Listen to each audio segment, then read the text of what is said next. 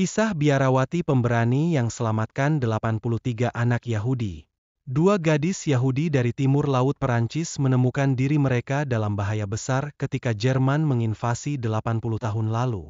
Tetapi sementara orang tua dan adik perempuan mereka ditangkap dan dibunuh, mereka selamat, bersama puluhan anak Yahudi lainnya, berkat keberanian seorang biarawati di sebuah biara dekat Toulouse, sebagaimana dikisahkan kembali BBC. 6 September 2020, Helene Bak yang berusia 12 tahun sedang bermain di taman bersama adik perempuannya, Ida, ketika mereka melihat sebuah truk militer mendekat dan bergegas masuk.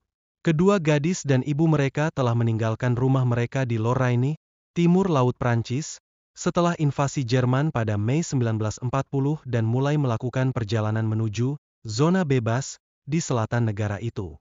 Previous Next untuk mengurangi risiko seluruh keluarga ditangkap, diputuskan bahwa ayah, Aaron, dan putri sulungnya, Annie, akan melakukan perjalanan secara terpisah.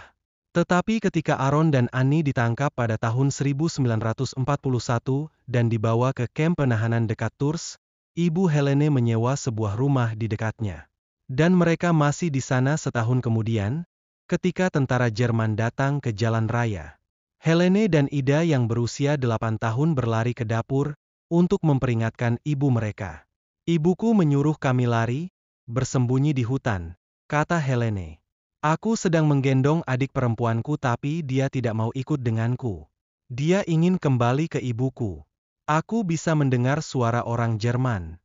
Aku melepaskan tangannya dan dia lari kembali. Terisolasi di hutan, Helene bersembunyi sampai dia merasa pantai sudah aman.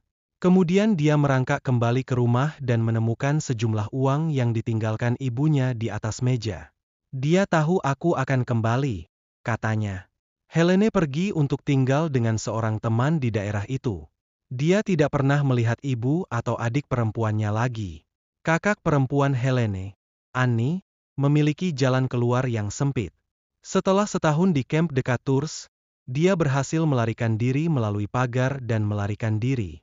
Pada usia 16 tahun, kali ini Annie berhasil melakukan perjalanan sendirian ke rumah bibinya di selatan kota Toulouse. Tetapi bahkan di sana dia tidak aman. Meskipun keluarga bibinya tidak secara resmi terdaftar sebagai orang Yahudi dan dapat berpura-pura menjadi Katolik, ini bukanlah pilihan yang terbuka bagi Annie. Percaya pada keajaiban suatu hari di musim gugur tahun 1942, polisi menelepon di pintu, mereka memerintahkan. Tunjukkan buku keluarga Anda dan semua anak Anda, kami ingin memeriksanya.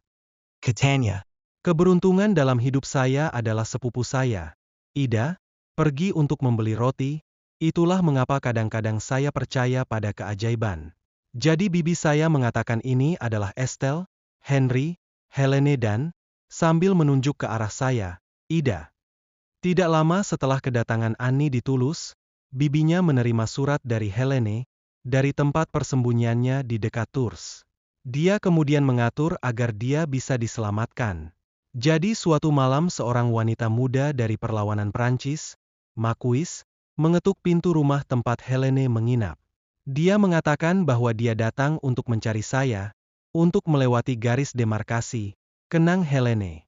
Untuk menunjukkan bahwa dia dapat dipercaya, pengunjung mengeluarkan foto Helene yang telah disediakan oleh bibinya. Itu adalah perjalanan yang sulit.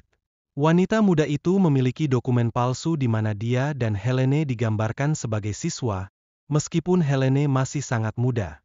Mereka dihentikan dan diinterogasi beberapa kali. Zona bebas, di selatan Perancis tidak sesuai dengan namanya.